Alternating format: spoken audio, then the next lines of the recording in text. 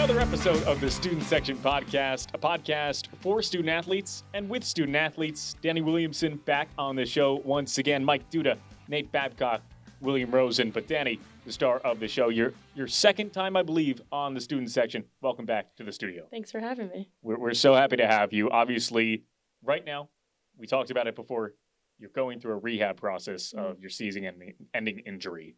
How did that exactly take place, and what has been the step since that injury for you? So it happened in January when we played Canisius. I went to go make a bounce pass to my teammate, and my body kept going. I kept going, but my knee kind of stayed in place.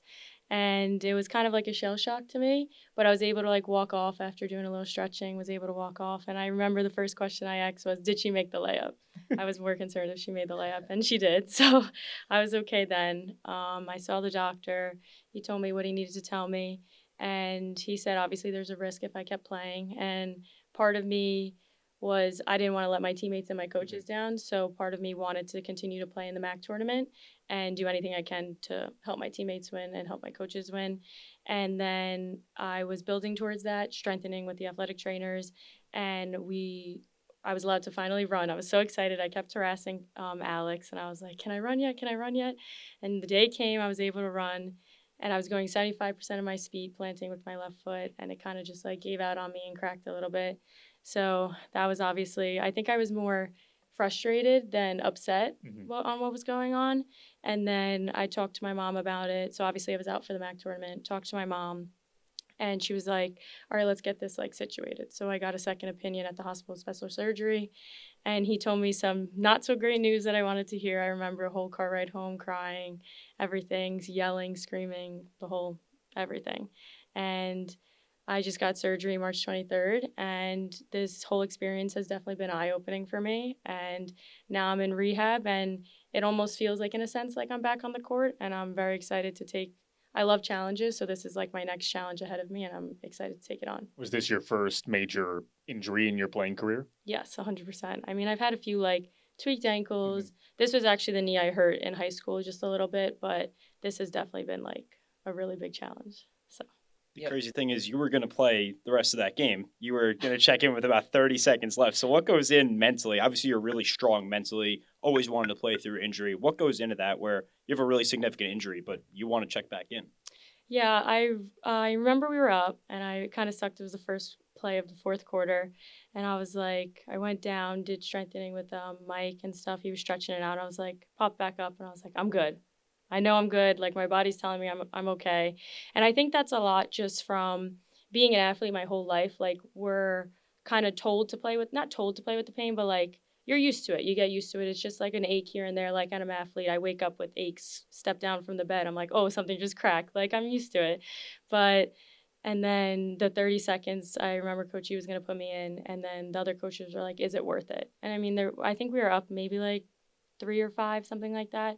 But I was just ready to go back in because I didn't want to lose, and I know my teammates didn't want to lose. And I've said it numerous times, I'll put my body on the line for my teammates and coaches because they're the people that took a chance on me, and I'm internally grateful for that. So that's why I do anything possible to do that. Yeah, kind of piggybacking off what Mike was talking about, rehab, as people know, is typically only focused on the physical side of things. So what has that mental rehab process been like for you?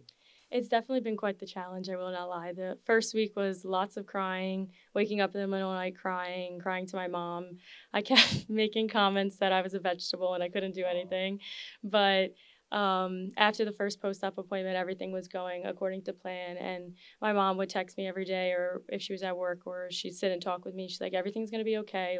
Just another bump in the road. My teammates would text me every day, my coaches. So I just knew I had that support system, and that gave me a little sense of relief. And just knowing they had my back no matter what. Moving around is definitely hard. So it's for me, in the back of my mind, it's you never really realize what you take for granted until it actually happens to you. So just walking around with your own 2 legs, you can't really do that right now. So during that game that you went down, correct me if I'm wrong, I don't remember if it was another injury and Kira got disqualified. And I think Justine got hurt. Yes, I think there was a bunch of things that transpired where I think you were down to late stages of the bench in crunch time during that game. assume that was another reason why you wanted to get in after some of those. Well, I remember Justine went down. I think Kira fouled out. Yeah, Kara fouled out and Justine went down. And then Justine went down with a back. I know her back Yes. was bothering her previous before. It wasn't so much that I wanted to go in because the end of the bench was in or anything. It was just more that I was telling myself I'm okay, and if I step back on the court, I know I'm okay. But creds to our the rest of the bench. They really stepped it up, and they held it down for us, and we got the win because of them. So Starting off the season, you guys played some really tough matchups. You obviously played LSU. How was that experience early in the season in non-conference play, kind of ramping up into MAAC slate? I think most people would say it's we got the loss, we lost by a lot. But I think mentally that was definitely a challenge for us. And I think that we attacked that challenge. And I think that was one of our better non-conference games against them. We didn't give up. And that was our biggest thing this year, to play 4 quarters straight. We'd play 2.5, 3.5 quarters. And then fourth quarter, we let it go. So I think that game was a full game we put together. And we just needed to keep building off that. It looked like it was also really fun trip, wasn't it? It was a very fun trip, and we're all very grateful. Some of the excursions looked. I know Kira was telling us how that was before she actually went there, but you went scuba diving, I believe, or snorkeling. Yeah, we went snorkeling with the turtles on the boat. How was that? I didn't personally go, but Okay. I was just in the water, just floating around. But it was definitely a lot of fun, and it was a good trip for team bonding too. We got closer with everyone, and it was just awesome. It looked like an absolute. Have you guys been? I wish.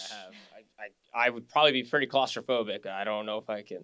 Definitely recommend going. I know You guys have to go. we were trying to bargain with some of our higher ups to get us there, but Didn't work. that was denied You real would've quick. loved it. No, Definitely it would've seemed loved like it was a blast. So staying with that mark, beginning of the season, tough non-conference schedule, and then the season really begins when the conference slate begins.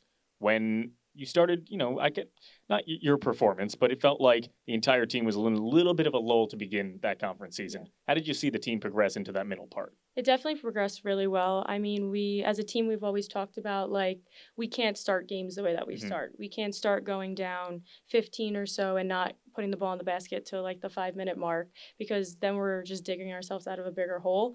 And I feel like that's what happened a lot of the times. When we played Quinnipiac for the first time at home, we ended up beating them if you took away the first quarter. Yeah. We beat them by, I think, 7 or 9, something like that. But we dug ourselves in such a deep hole that we couldn't claw our way out of it. But, I mean, it shows the grit and the physicality that we have because we don't give up. But it's just starting off like that. We can't start off like that. I'm going to disagree with you. You guys did claw your way out of it in a number of games. There were Yes, just we did, over definitely, double-digit yes. games where, Yes. You bring it back. yeah, you was within single digits. You had a number of overtime games. So what was the biggest thing you learned in those close games, closing those out? We just got to finish the job, definitely. Again, basketball is a game of runs, so we're going to go on ours, they're going to go on theirs, and that's just the game. And we just have to learn how to stay composed through those lulls and the highs and the lows. There was a lot of times we got frazzled a little bit, so just staying mellow, listening to everybody, and not taking it out on each other, and we're good to go. Jeff Brault has the exact stat. You might know what I'm reaching for. I know believe exactly what you're talking about. you can get the correct one, I don't but know if I can. I believe he has it where you guys were within 4 points with less than 3 minutes left. 12. It was a crazy number. It was so many close games. Mm-hmm. How do you try? Obviously, towards the end of the season, you were in the huddle, but you weren't playing, and it felt like the team would lose some steam around that middle part of the third quarter, and then claw back a little bit. And some of the times you would claw back into the victory, and then some of the times you would claw back, but you weren't. You were close, but no cigar. How did you see your team from the sideline kind of be resilient in that late part of the season? Yeah, definitely from the sideline, it's a different perspective. You have a leadership role on the court, so now that kind of has to adjust to the sideline. And it's pretty cool seeing it from the outside perspective because it's you're in it and you don't necessarily see what everybody sees, but now that you're on the sideline, you kind of see everything. Mm-hmm. And I could definitely say at times, and I'm sure other people who were on the bench longer than me could say that you could see the defeat in some people's eyes, when a team goes on a run and you go down 15, but we still don't give up and we still fight our way back. But those little moments and lapses of us showing defeat, the other team is going to pounce on that. For a game that really that I really don't like to talk about is the MAAC game at home. Because so far, been here 2 years, lost them all 4 times. Don't really want to talk about it. But that game, we definitely had that game. And I feel like we just could have been like a little bit more strategic. But I mean, it goes to show that we can compete with any team in the league. And even like the Fairfield game that we played at the kids game, like there was no reason we couldn't have beat them. And I wholeheartedly and everybody in our huddle thought and knew we could beat them. Walking around that late part of the season around the bench, you were genuinely, you would come into the conversation when the coaches were meeting in the first part of the timeout, and you would hype up your teammates. That's what you did when you were playing, and it was kind of rewarding to see that. Obviously, we don't know what was going on in the back end, but you were portraying your teammates like you were there, you were with them. It was honestly, it was great to see. We reported it on a bunch, and the whole mindset from an outsider perspective is that your teammates were so proud of you. You would get on them, of course, but they were very happy with you in contributing. Yeah, sometimes we need to yell at each other. Mm-hmm. But I know and I know my teammates know that it's out of like a place of love and because we want each other to get better. So it's never like anybody's going to take it the wrong way. But definitely in like some of those timeouts, if the coaches are talking, like I did step up there to say some things, but it was mostly just like, come on, like we can't give up, or like, again, seeing things I'm seeing from the outside that your mind's so busy when you're in the game, you might not necessarily see it. So, I mean, and the fact that all their eyes are locked on me and listening to me, I mean, it makes me feel like really good and like kind of like respect. An associate coach? Yeah, not so much that. Associate player coach. Yeah. My coaches are doing a great job. I love them, and I couldn't ask for better ones. Obviously, you're one of the leaders on the team, and you were out for about 2 months to end the season, month and a half. What's the difference between being a leader on the court and off the court from the bench? It's definitely different, I would say. We've talked a lot about like the leadership roles during team meetings or practices, and we had some great captains this year. We had some that led by example, and then we had some that led off the court and some people that led on the court. And I feel for me, like if I'm not talking, like I used to be a very quiet person, not really anymore. They kind of got me out of my shell a little bit, but I used to lead by example because I don't know, I just wasn't really, I felt like I didn't really have much to say, but now like I'm more comfortable in that role, so it's better to like might as well just say it because nobody's really going to take offense to it. Yeah, you mentioned leading by example on the court, and one of those people leading by example on the courts in those close games was Lexi. What have you kind of learned from her after playing with her for 2 seasons? It's been great playing with Lexi. She's a great person, an even better player. She's awesome. Never had one bad thing to say about her. Love her. But she's definitely a lead by example person. I mean, she'll surprise you. She'll say some things in practice and like to get us going. But it's like those are like the silent but deadly things. And she definitely led by example. The way that she would play, she put that jersey on and it was game time. Like no one was stopping her. No matter if she went 0 for 20 in the first half, she'd hit the game-winning shot. Clutch and gene. Yep. Yeah. And we'd give her the ball every single time. I mean, there's times like we have interactions with each other and we're kind of like, I'm like, dang, my shot's not falling. And she's like, Danny, it's okay. Like, we're still going to pass you the ball. You're still going to make the next shot. And if Lexi's, like, getting a little frustrated that she's not hitting her shots, like, I'm going to say the same thing back to her. I think we have that mutual respect as, like, shooters especially, and we know how hard it is to be, like, you practice that so much and to see the ball not go in.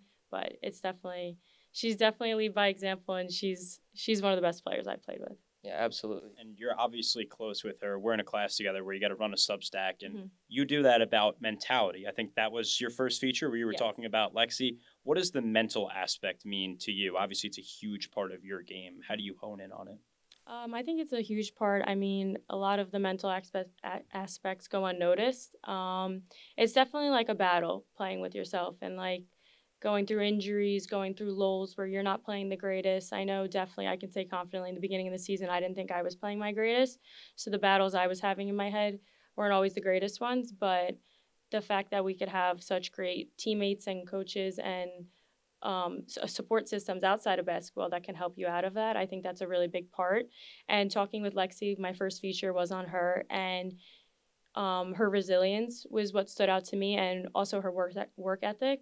First summer I was here, she was always in the gym, and I was like, dang, this girl's always in the gym getting shots up. And I was like, you know what, that just shows like hard work pays off. And like kind of in the sense of like when nobody's watching. Like she's always getting shots up when nobody's watching. There was times during the season she was in there probably like 7 a.m. Not even kidding. So the dedication that she has and just the resilience from being injured twice at her previous school and then coming here, I think she's just a great person, and the strength that she has, it's unmatched. Yeah, you kind of touched on the lulls throughout the season. It takes a lot of faith to get through that. Where does your faith play a role in this rehab process? Definitely, yeah. I would say also like just like my mom, my dad, and my family, like my immediate family, they're always texting me, checking up, asking how I'm doing. Anytime something good happens in PT, I always take a video and I send it to my mom. And just having like, I've definitely documented everything from this whole process. So seeing like where I was like beginning and like trying to like, for example, like do a straight leg raise and trying to lift my leg and it not even getting off the ground. That was pretty upsetting for me because I was like, dang it. Like, do we have a full documentary on the way? We might. Well, I have to do it for our class, so I'm gonna definitely put that in there. But and then to the other day, being able to do a straight leg raise, like I almost wanted to cry like happy tears. But it's definitely a challenge, but it's a challenge that I'm up for. It feels like you have been doing challenges since you stepped in the 845. Do they call it that? Do they call it that? I call it the 845 since you stepped in Poughkeepsie. One main challenge and one main great part of your experience here was when you did the foundation, the Tunnel and Towers Foundation with your teammates. You walked and you kind of brought everyone together.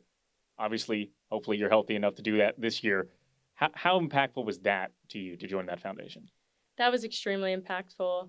I mean, it was a surreal feeling to have my teammates and my coaches like support me during something that means so much to me.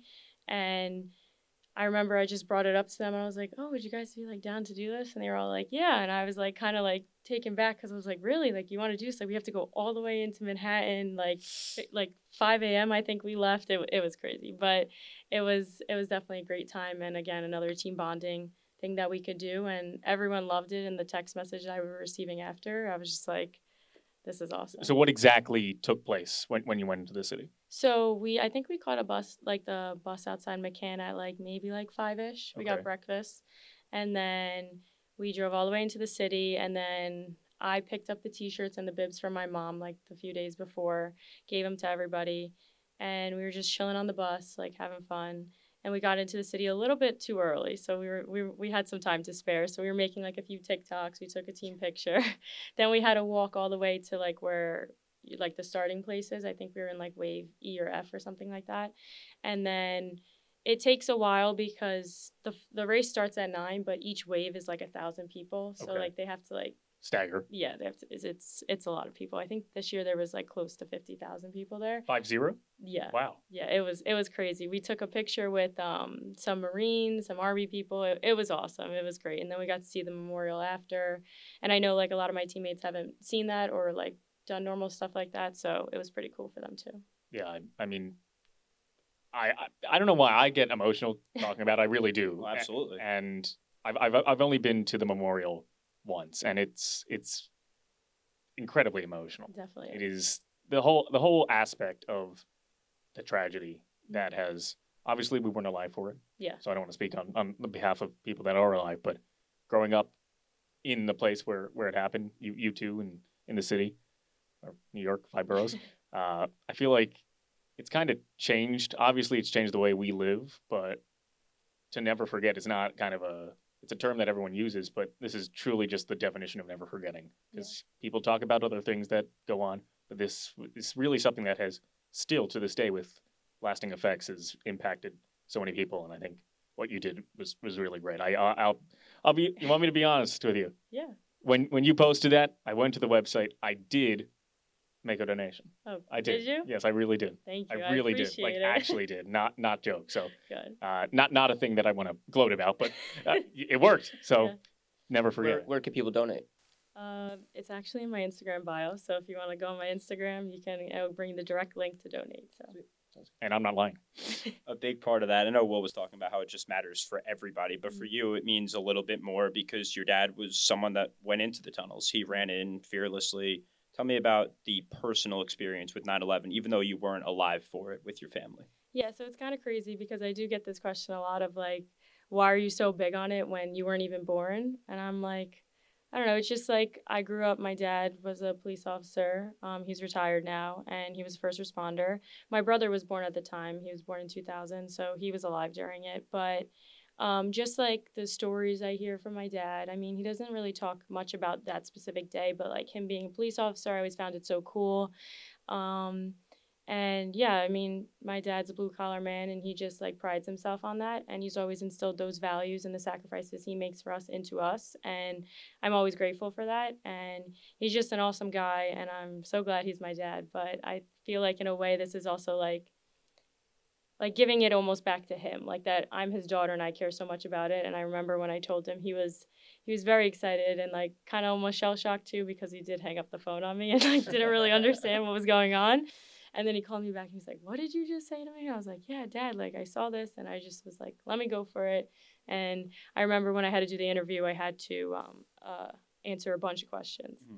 And I was just like, I was like, "Mom, like, how should I answer these?" And she was like, "Just answer them from your heart. Answer them how you feel." And that's what I did. And then they emailed me back and I was like, "I'm in. This is awesome." So, and then it's going ever since. It's truly incredible what you're doing, and we appreciate it. I'll speak for Will. I'll speak for Nate. We appreciate what you do. Yeah, there's kind of there's a loving aspect in the athletics community, obviously with your team and how great the camaraderie is with the assistant coaches. In year two, how is that? Whether it's progressed or how have you seen that grow on the camaraderie and loving aspect? It's definitely grown a lot. I mean, just the people that our coaches are and the type of people we are as teammates, like it's never forced. It's never like, it's just always like, it's always a good time. We could see that. We really do see that pregame with Coach Nick, yes. Coach Mo, yeah. Coach Shields, really the entire staff. And then you have Coach E just watching on the bench. If she could, she would definitely get in there. She definitely would. The camaraderie is 1A. Obviously, it's similar when we talk to the men's team, when we talk to soccer or lacrosse. I feel like that's always a constant here, if I'm not mistaken, around this realm of Marist athletics, that obviously performance matters, mental performance matters as well, but I feel like the camaraderie between coaches and players is off the charts here. It just makes it so much better that we have that camaraderie, because it's like, you go into practice and it's never like it's a chore to go to practice. It's always like, I'm going to practice because I want to go to practice and it's going to be a great time. But like, we know the fine line between when you got to work and when we can have a lot of fun. When you have a lot of fun, I think I asked you this last year and you gave me a not applicable answer. Have you explored, before the injury obviously, have you explored the Hudson Valley since? A little bit more. Okay. Any hot spots around? Year two? Part two? I mean, by yourself, with teammates, with friends? With teammates. Like over the summer, we took a trip down Route 9 and we found like a little lake to go to. Okay. So during the summer, that was a lot of fun. We weren't supposed to, but we were like kind of jumping off the little cliff there. Okay. Don't tell anyone. We won't tell anyone. You might tell someone. Yeah, and then we just did a lot of fun things. I mean, even if it's not like going to a specific spot, like we love to drive around here because it's so pretty. There's some like mountain and trails you can hike like down Route 9. So I hope to do that when I'm better. But yeah, I mean, it's awesome here. I love it here. In a world of changes, we see it on the men's side right now with NIL and transfer portal. It feels like your team is kind of staying solid. Obviously, the graduating seniors, but as of today, no one has really truly entered the portal, at least officially. Where do you see your team and really MAAC women's basketball right now as a portal associate? Where do you see it growing or moving with the portal? I mean, I would have to say, like, my personal opinion, the portal is like very dangerous because like you can enter, like you could go to a school for a year and enter and then leave, and it's like, it's kind of crazy to me because it's like, why do you want to go to 4 schools in 4 different years? But speaking for my team on behalf of them, like, I think it's just such a great environment here, and just the people that we're surrounded by, again, our teammates, coaches, stuff like that. And you have a great balance here. You can have a social life. You can play basketball. You can have fun. Like, you can get a great education. And I don't think any of us, the thing with the transfer portal with me is I feel like a lot of people are just chasing the money. And that kind of sucks because it's like, if you look back at your younger you, why did you get into basketball? Like, you wanted to play because you loved it. That's how I look at it, is like, I love basketball so much. Like, I don't care if I'm making a dime from it or not. So That's I have a very strong take. on That was it. a beautiful That's great. answer. That's good That stuff. was a absolutely beautiful answer. That's great. I mean, it's people don't really say that, Yeah. and obviously people that transfer that get an opportunity that say you started a low level mid major both on the men's and women's side, and you know that they are pro level. Obviously, it's just difficult to go Yeah. pro, whether it's overseas or WNBA or whatever league, from a mid major. It's just difficult. So I think if you are someone who is just very under recruited, it's really rare in the MAAC, but just someone who you average 20 points, obviously it makes sense Yeah. for you to move on and play the rest of your days at a high tier school, Yeah. whether that's LSU or whatever. But I honestly, I agree with you. I think the people that really are truly basketball players want to stay and focus on their basketball career. It's not a bag hump. I mean, there's instances where like I understand the transfer Yes, portal, yes. like if the environment's not good for Mhm. you and like the coaches are toxic and Off the stuff. court issues, Yeah, like, academic definitely. issues, totally. But I just feel like some people, like, again, I'm not saying the people that are transferring don't love basketball. Like, I'm sure they do. But I feel like definitely, like, nowadays, like, the money that everybody is chasing, it's kind of crazy. But again, that's just That's just you. that's just me. Well, it's evident you play for the love of the game. Where does your love of the game come from? It definitely comes from my parents. My dad played basketball growing up. My mom did too, and all through high school. And I don't know. I kind of just picked up a basketball. I think I was like 5 or so. I mean, I did start off in cheerleading, so let's not get into that. And then basketball followed. You may have But- just opened up a major can of worms here, but Yeah. But growing up, I played every sport. I played lacrosse in high school.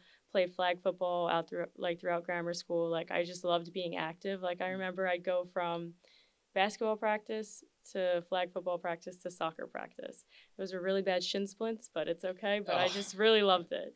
And I've just been so active. I've never stopped. And I ultimately, throughout high school, I did lacrosse throughout high school too. But I was just like, basketball is the one for me. Like I want to play it. And I remember taking that jump when I played for the Staten Island Diamonds, my hometown team.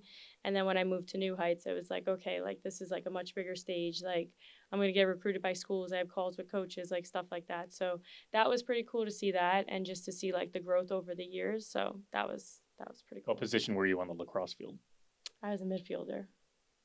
Yeah, That makes that sense. checks out. Yeah, that had makes to checks out. Had to The run a cardio, lot. yeah. Were you better on the defensive side or the offensive side? The offensive side. I like to Also- score. Also checks out. Same thing in basketball. When you took that next step up in your high school years, you obviously knew you were going to get recruited. What stood out to you about Marist? I know your parents also came here, but what about this school, what about the recruitment process really made it where you're like, okay, I want Marist? Yeah, so I remember I was on the way to visit my mom at work, and we were about to have lunch, and all of a sudden I got a call from a coach that was previously here, the assistant coach, and she was like, hey, Danny, like, are you, like, you have time for a minute? And I'm like, yeah, sure, what's up? And she was like, I'm here with head coach Erin, like, she wants to talk to you, and I'm like about to mute the phone because I'm like, what the heck is going on? And then she was like, oh, we just want to, like, offer you a full scholarship here, whatever, and I was like, oh my gosh, I didn't say anything for probably like 2 minutes. And they were like, hello? And I was like, no, I'm here. And it was awesome. And then I remember I texted my mom and I was like, Mom, you're never going to believe it, but just wait till I get there. So I told her, she was pretty happy. And then we scheduled our visit. And I came on a Friday and both my mom and my dad came. And the whole time they were like, oh, this is so different. This is so different. I'm like, we get it. Like, you went here. And the campus was just beautiful. I mean, that view, you can't get over it. And just how welcoming the coaches were, like it made me feel wanted there. Like, and I knew I wanted to go to a school where I wanted to be wanted, and I also wanted to play the game that I love. And I knew I could have, like, they were telling me I could have a social life here. I could have different friends outside the basketball team. I can live by myself, like with other friends if I didn't want to live with the team, and all different kinds of stuff like that. And ultimately, I remember on the way home, my mom was like, so, like, what did you think about it? I was like, yeah, I want to go here. And she was like, are you sure? Like, don't think because we went here, like, you have to go here. I was like, nope, like, I'm my own person. I'm going to make my own decision, and made the decision. I called Coach E as soon as I got home. And I was like, Coachy, like, I have something to tell you. And she was like, yeah. I was like, I'm ready to be a Red Fox. Like, let's do it. And she was happy. And then I remember all the coaches texted me after, and it was awesome. And I remember I couldn't stop telling everyone. My mom's like, don't tell everyone yet. Don't tell everyone. I was like, no, I have to tell everyone. So That was in your junior year of high school? yeah, so I was going into senior years the summer. Okay. So I think it was like sometime in June I came on the visit. That's great. The memory always comes up. I always see the picture. Did you, Nate and Mike, when I actually don't even know this, how did you get here? Obviously you took a bus or a train, but how did you get here? I'll let Nate go first. Well, same thing as you. My mom went here, so I've been coming to lacrosse games, basketball games since I was little. And my older brother actually was here while I was here for 2 years. And I didn't want to come here because of that. And then I went on the tour. Obviously, it's a beautiful campus, and everyone's telling me all about all the great things I can get into. I'm not going to be major specific or stuck around the same different people. Literally everything that you just said was the same reason I came here. So that's pretty funny. I was forced by my mom and my aunt to apply here. I thought that I was going D3 playing baseball in college, and then I was just forced to apply to a couple D1 schools, and this is the one that I ended up choosing. Ended up getting rid of the athletics. I'm like, all right, I'm going to take this out of the athletics now. And this was the choice? It was my choice. It was not forced Okay, upon me. good. It wasn't. No, don't worry. You didn't have your mom and I your was aunt. forced to apply. Whoa. I wouldn't have applied here if it wasn't for my Are mom you- and my aunt. Are you happy with your choice, though? Absolutely. Okay, 100%. good. Okay, good. Wait, D3 baseball? Yeah. Really? Yeah. What position? Pitcher. Really? Also left, but I was recruited as a pitcher. Oh. Yeah. Well, you learn something new every day. All right. Well, I feel like that's come up before. I feel like Will's mentioned that before. I don't think I've ever known that. I'm You learn shocked. something new every day? I'm shocked. All right. Okay. All right. I actually didn't. I That didn't caught know me that. so off I didn't know guard. you You didn't know that were- either? Were you being recruited? Yeah. I did not know here. that. Obviously my other not here. schools. I Yeah. didn't know that. I didn't know that. This, All right. this desk yeah. could have looked very different. It would have been me, Danny, Nate, and your brother would have done it fifth year. Yep. Yeah. Yep. I have a similar story. I was obviously interested in the sports stuff, and You're going D3 baseball? no, not playing. Certainly not playing. Me and you'll pitch to me, and I'll swing and miss like 18 times. Okay. I was interested in the sports stuff. I actually didn't know a single soul that had ever went here. It's not really a big school in the city. There's not really that many Manhattan people here.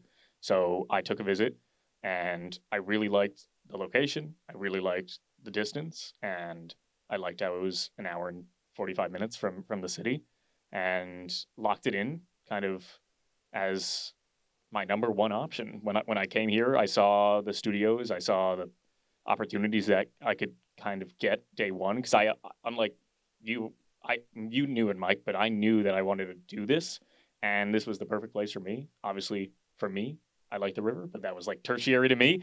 I could do without the river. I didn't mean it in like a bad way, but I like the river. But I could have done it without it. I thought the facilities were great, and the people. It's the people. The people You make know the it in place. athletics. Like, Yep. you came here when Tyrell started. Like, Mhm. people are so hype for when you do well that it just feeds off. When we do well on the broadcast side, obviously it's -10 to you. But when you do well, everyone's hyped. The Poughkeepsie people are so nice to you when they come out, because it's Poughkeepsie fans. It's Marist fans are Poughkeepsie fans. It's obviously not that big of a student crowd, but the Poughkeepsie people are really great. Have They you love us. had any interactions with the Poughkeepsie people? Definitely the Red Fox Club. Love Okay. going up there. It's Little like the rowdy. older people, but they're awesome. We go up usually after every home game. Like usually we'll do like a lap around, say hi to everybody, but sometimes you get in a conversation with like a couple or something. You're there for like 10, 15 And then they minutes. clap on the way out. Yeah, but they're awesome. They're awesome people. They're like some of them. One lady I met, and she was like, "I've been coming here for like 35 years," and it's just like the dedication you have to the sport, like good or bad, like you're still here. Like that just means a lot. They actually do clap. I wasn't Yeah, joking. they They do. actually clap when they all leave. They actually do clap. I was not joking. Okay. And News to me. kind of a lineage. Coach Georges, you weren't there. I wasn't here. Nate, you were there for 1 year. He still comes to the games. Do you ever talk to him? Yeah, I talked to him a lot. My freshman year summer when we were here, he'd pop in from now and then, and he'd talk to me, asking from Staten Island, asking if I was a Mets fan. I was like, yes, I'm a Mets fan. Well, my dad's a Mets fan by association. I'm a Mets Okay. fan. Yeah. But he's actually been here this postseason quite some more. So definitely talking to him. He's a great guy to talk to, and you could talk to him for hours. He's just like an easy guy to talk to. So he's Heading great. into your third year, when you get healthy, how are you getting back on the court? Not necessarily playing wise, but what's the goal and what's the mindset for you and your new team next year? I would definitely think, like I said this to the PT guy, Vinny. Shout out to Vinny because he's awesome. I was like, I just want to get back on the court as quick as possible. But in like quick as possible in my mind is like, I don't want to rush it because, again, my biggest fear would probably be getting re-injured, and I don't want that to happen. But I think just being able to step on the floor as me again, like that would be the biggest accomplishment for me. And like, obviously, like being like the first time I get to play with my teammates again and like even just pass the ball to one of them, like that would be an accomplishment in itself for me. Well, minus the graduating seniors, it feels like as of today, obviously the portal is still ongoing. Marist is one of the truest teams that will look similar to what they look like this year. How impactful is continuity for your success? It's definitely very important. I mean, the chemistry that we definitely have good chemistry off the court. So now it's just bringing it onto the court. And there's times that we have good chemistry, and it's not that there's times that we don't. It's just like, I don't know. I don't really know how to describe it, but like it's a good battle. It's a good battle. Yeah, we just have to continue to play together, and once we continue to grow and get better, like individually, we can get better together. And just seeing it during this postseason, again, from an outside perspective, like the vibes are high. Everybody's so excited. Everyone's laughing all the time, but still like the balance between working hard. So that's always good to see. And it just makes me happy because it's like as soon as I come back to that, like I'm just going to jump right into that and like be right there with them. Yeah, you talked about your growth, and it's also the team's also growing as a coaching staff. This is Coach E's first full senior class that she coached for all 4 years. Mm-hmm. What does that growth kind of look like alongside Coach E for your first 2 years? It's definitely been a lot of growth. First year coming in, I mean, just as like a high schooler coming to college, I didn't really know what to expect. She made the transition very smoothly. She's a great person, the kindest soul. Sometimes she could yell at us a little more, but I know she knows that. But she's just awesome, and the coaching staff that she hired and has with her, they're just as awesome as her, and they always push us to want to be better. And the thing I like about them is they want us to be just as good as we are on the court, off the court, like just being good people in general. So they definitely instill that in us, and I mean, definitely the loss of our 4 seniors, I was very close with them. Luckily, Morgan's coming back next year, so that's also good. But I was definitely close with a lot of them. But Jackie has popped her head in from McCann now and then. I've seen Kira, seen Lexi working out still. So it's good to still have those relationships. And definitely Coach E has made this environment so good that, like, we could still have these relationships beyond basketball. Yeah, you had a fantastic start to your freshman year and this season. But coming into this year, what was the biggest focal point improvement-wise for you? For me, I would probably say just continuing to get better. I mean, that's like a very basic thing to say. If I had to like go into specifics, I would definitely say I wanted to pride myself more on defense. I hate when someone scores on me. It's the most annoying thing. So just like getting quicker with my like sliding my feet, stuff like that. And again, there's the little things about your shot and like driving to the basket, finishing around the rim. But I'd always shoot with Coach Nick like before or after practice or like before game days. So just perfecting that shot there. And yeah, I mean, defensive wise was my biggest thing, and I wanted to focus on that. And you could always say your conditioning too. I like want to be in shape because you never know how many minutes you're going to play. So and obviously, most of the focus is on the rehab at this point. But coming into next season, is there any sort of aspects that you're looking to add to your game? Are you going to add the Lexi step back clutch 3? No, I don't think I could take that. I can't take that from her. She owns that definitely. I mean, maybe getting a little bit more creative. I mean, I love a good pull-up. That's like, because everyone thinks like the pull-up is like a lost part of the game, but definitely still having that. I know like most people like consider me on the scouts like to just be like a primary shooter or whatever, but definitely getting to the rim more, finishing around the rim. There was times I got to the rim, but the right hand didn't really finish it, so Gotta fix that. Definitely, again, improvement on the right hand. So just stuff like that. Hopefully, everything goes really well. We're always going to root for you on the rehab side. We will see you in the 2026-27 season. We're already, isn't that crazy? It's going to be 2027. Atlantic City, we're on the sidelines this year. Before we wrap, Atlantic City next year. What's it looking like for the Foxes? We're winning the whole thing. I mean, have you seen this transfer portal? We're winning this. That's what I was hoping you were going to say. Yep. So Marist, in the words of Danny Williamsen, winning the whole thing in Atlantic City for the 2026-27 year. We'll see you healthy next season. Danny, thanks so much for joining the student section. For Mike Duda, Nate Babcock, Danny Williamsen, William Rosen, the student section.